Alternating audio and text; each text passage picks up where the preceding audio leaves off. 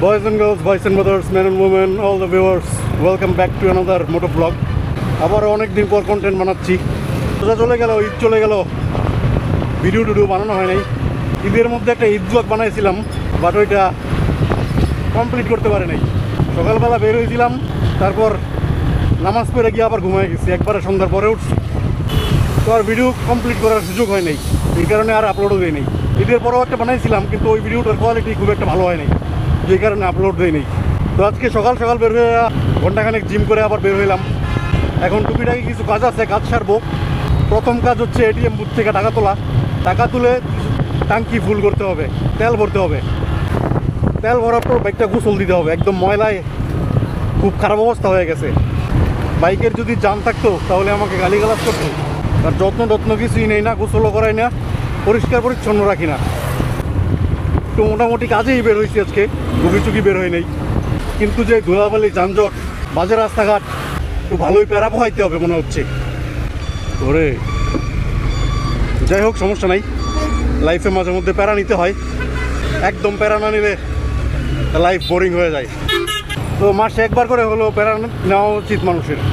আমি তো একবারও নেই না, বাসায় বসে বসে খালি চিল করি, বুকিচুকি করি বেশিরভাগ সময়।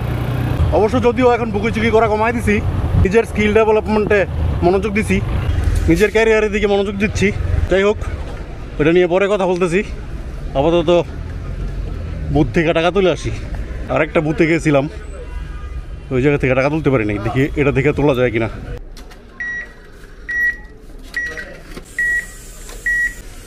টাকা তোলা শেষ, এবার তেল ভরতে হবে। সুলতানা ফিলিং স্টেশন, এখান থেকে তেল ভরে নেই। এই জায়গার তেলটা একটু ভালো, মোটামুটি ভালো মাইলেজ দেয়।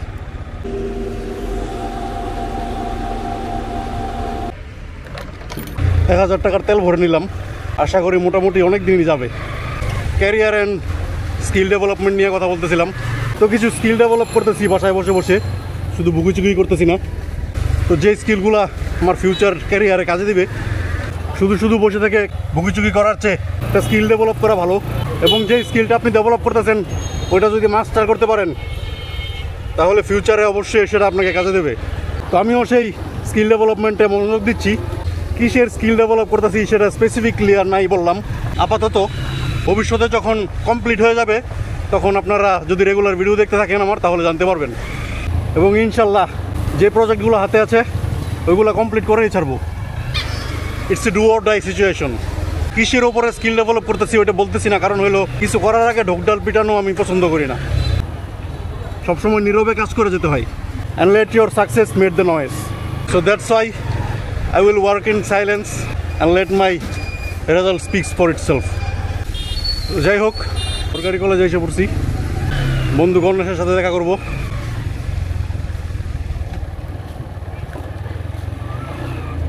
সে কত বছর আগে অনার্স পাস করে বসে আছে, এখনও হল ছাড়ে নাই। সিনিয়র ভাই হয়ে গেছে, এখনও হল ছাড়ে না। তো যেই সুবাদে ইনোসন্দি কলেজে আসা হয়, সুন্দর পরিবেশ, সুন্দর পুকুর, ভালোই লাগে আসলে। ক্যাম্পাস একটা ক্লাসিক ক্যাম্পাস। বন্ধুগণের চাকরি বাকরি পাইলেই মনে হয় হল ছেড়ে দেবে।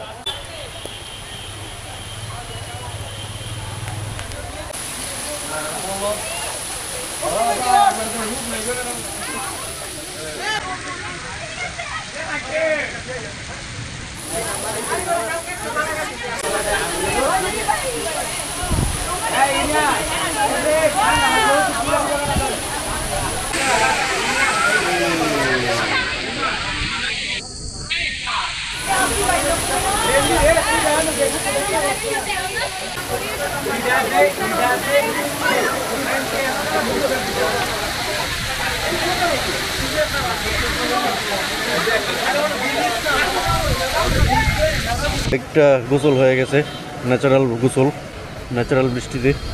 এখন একটু দোকানে আসছি জার্সি কেনার জন্য। একটা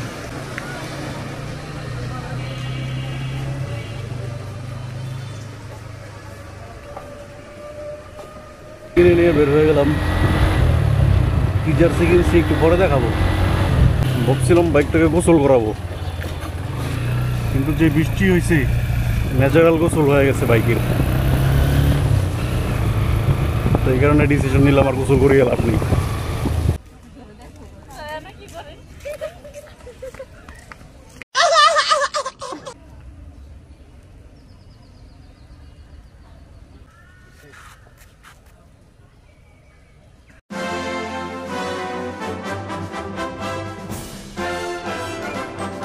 বন্ধু গণেশকে বিদায় দিয়ে নরসিংদী সরকারি কলেজকে বিদায় দিয়ে চলে যাচ্ছি। আবার কি জার্সি কিনছি আপনারা তো দেখেই ফেলছেন, এফসি বার্সেলোনা।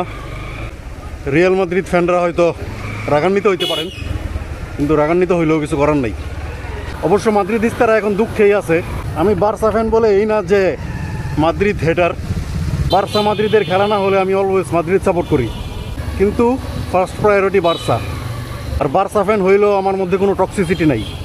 অন্য দলের ওপর হেড দিব, গালিগালাজ করবো, উল্টোপাল্টা কথা বলবো, এমন কিছু আমার মধ্যে নাই। সব দলের প্রতি রেসপেক্ট। আমি হচ্ছি মূলত জেনুইন ফুটবল ফ্যান। ভালো একটা খেলা উপভোগ করাই হলো আমার উদ্দেশ্য। তো টক্সিক ফ্যান বেসদের মধ্যে আমি নাই। ফ্যান বেসদের মধ্যে মারামারি, ঝগড়াঝাটি, টক্সিসিটি, এগুলো আমি কোনো দিনও করি নাই, আর ভবিষ্যতে করবও না। আমাদের ফ্রেন্ড সার্কেলের মধ্যেই বেশিরভাগ মানুষই মাদ্রিদ সাপোর্টার। তো মাঝে মধ্যে একটু তর্ক বিতর্ক, ট্রলিং ফলিং হয়, এটা মজা হিসেবে নেই আমরা। কিন্তু কেউ কেউ আছে একদম সিরিয়াস হয়ে যায়। যেহেতু এখন মাদ্রিদের খারাপ সময় যাচ্ছে, এখন তারা মনে করতেছে বার্সা ফ্যানরা টক্সিক। আবার যখন বার্সার খারাপ সময় যায়, যখন তারা ট্রলিংয়ের শিকার হয়, তখন মাদ্রিদ ফ্যানরা টক্সিক হয়ে যায়। So this is a circle of life. এটা চলবেই সবসময়, এটা নিয়ে আর প্যারা নিয়ে লাভ নেই।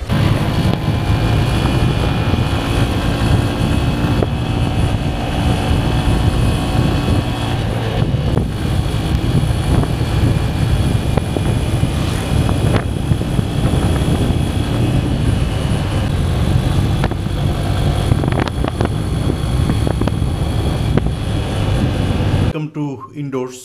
রাস্তায় ক্যামেরার চার্জ শেষ হয়ে গেছিলো, যেই কারণে বাসায় এসে তারপর আবার ক্যামেরাটা চালু করলাম ভিডিওটা শেষ করার জন্য। তো বার্সার জার্সি পরে আছে দেখা আবার অন্য অন্য ফ্যান বেসরা আনসাবস্ক্রাইব করে দিয়েন না, সবাই সাবস্ক্রাইব করবেন। But no hatred. হেট্রেড দিয়ে আসলে লাইফে শান্তি পাওয়া যায় না। তো আজকের মতো শেষ করতেছি এখানেই। সবাই ভালো থাকবেন, সুস্থ থাকবেন, and don't spread hatred if you want to get peace in life. See you on the next vlog. Until then, peace.